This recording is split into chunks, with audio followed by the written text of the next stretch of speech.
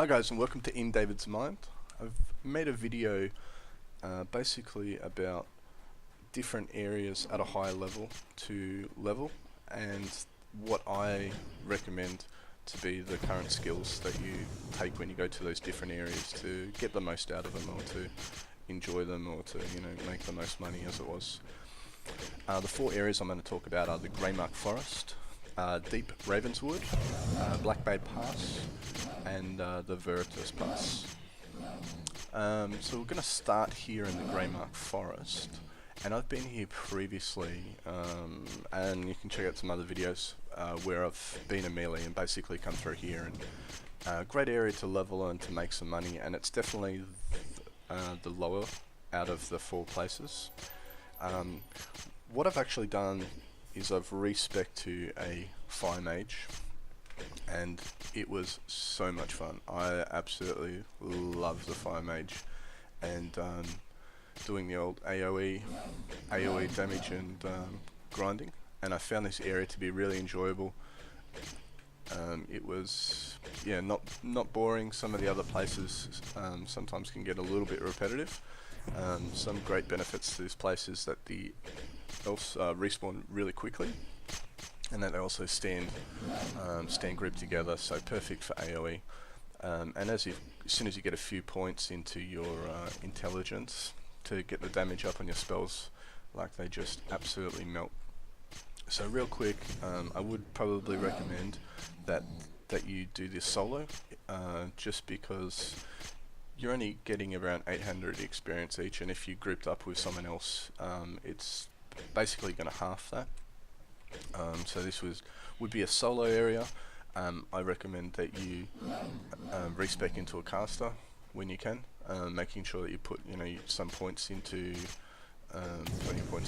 your focus, and also into the earth spell, so you can get extra resists and that sort of stuff, so that you're not getting cut to pieces from wearing the armor. And the other benefit to this area is that you can grab loot from the elves. I was probably making around 4k just from picking up the stuff and selling it to the blacksmith when I went back into the town. Restricted with the weight, of course, not having many points in strength, but overall, really great area. The next area we're going to go to is Deep Ravenswood, with this guy called Bucks, and he's level 70. I'm not 100% sure how he had his skill set out, but of course he's definitely melee, and he absolutely hammers these things. He was able to kill these spiders quicker than I could cast a spell, and I found a lot of time that I was getting interrupted by them. If you do come here, I do recommend you just stick to the spiders, as they give the most XP out of everything that's in this particular area. I do recommend that you go melee, as you can see, and this is definitely an area that you could be solo or either in a group. Probably in a group is always a bit more fun, and this is definitely one of those areas where you can go with someone to level up a bit. I found the money making in this area was not as efficient as other areas. I was still able to make a little bit of money, but definitely when I was coming here, it was more focused on leveling up a bit. And as you can see, I'm trying to cast a few spells and hit this spider. It's going alright, but old Bucks there is taking him down almost instantly, which is crazy. And a little bit later, I actually respec'd back into a melee spec to come back and have a go myself. I wasn't able to kill stuff quite as quick as Bucks was, but maybe once I hit the level 70, I might have enough strength to destroy them as quickly. But I actually went with two weapons here. The mace I have in my offhand, I used a pine handle and a bronze head, which actually gave me two different attack speed increases. So I've got 30% attack speed increase on that weapon, and then on my sword I made a sword out of bronze as well, which gave me another 20% because they've got the greater attack speed increase.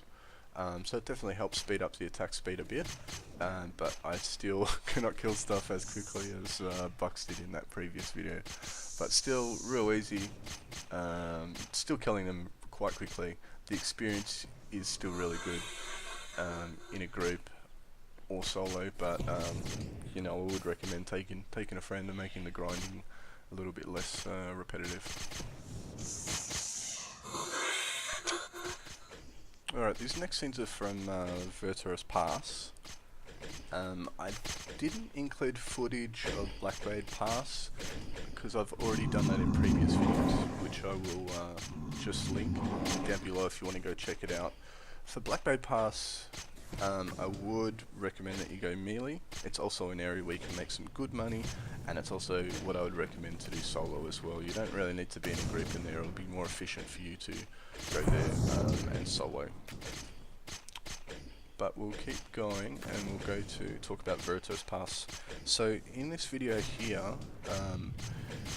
me and this other guy basically were luring over the elite elves into one of the buildings, and then he was able to block them on the staircase from getting up to me, and I was just casting down and doing AoE damage, which was working great.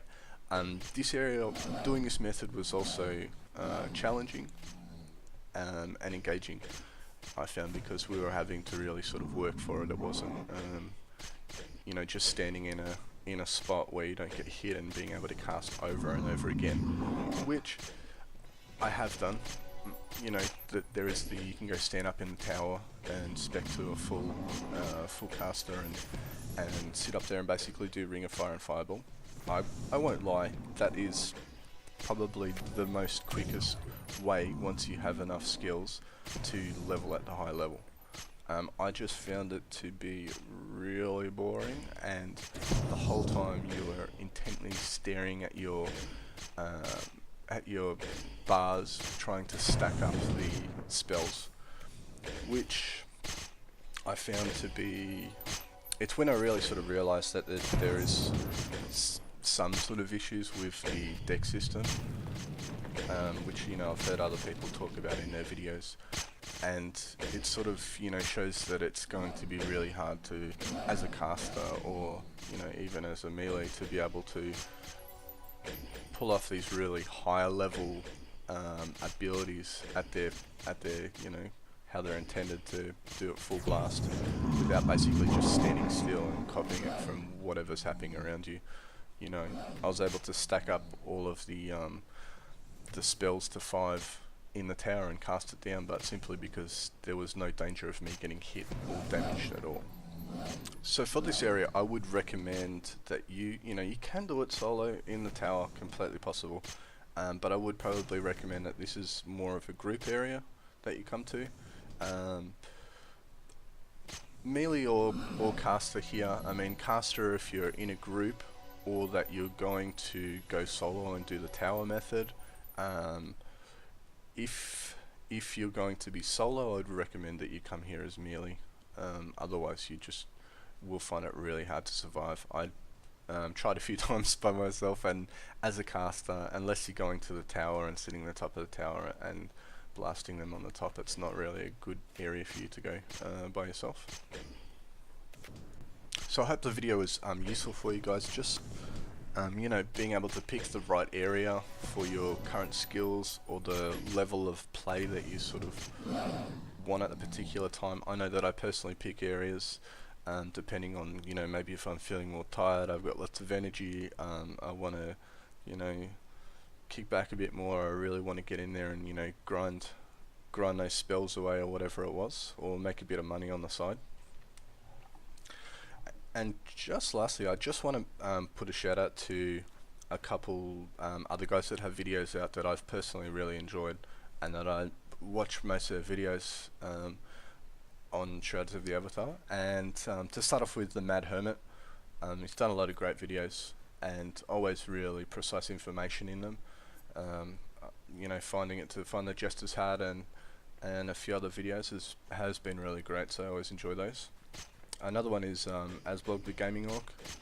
Again, great videos, and he seems to really be passionate about the game. And he talks a lot about the deck system, and how he thinks it needs to change. And from my experiences, I'm starting to really understand what he means by that. I'd still really enjoy the deck system, but I can see how at a higher end, when you're really trying to get the most out of your spells and abilities, you know, stacking them up the 5 times and all that sort of stuff, like it. I don't know how it's going to work that well unless you can stand completely still and not, you know, worry about getting hit and all that sort of business. So another one is JRPG. It's got a great leveling guide, which was one of the first videos I came across and definitely helped me out getting started. And the last one is Andre Eting, aka the White Witch. Great videos again, and I always enjoy watching them. And I'm going to link one of Andre's videos actually in the description. It's just the one about how to sit in the tower and cast. I'm not going to put footage of myself doing it, because he's already got one out there, so you may as well go watch his video. Anyway guys, thank you very much for watching, and I hope this was useful.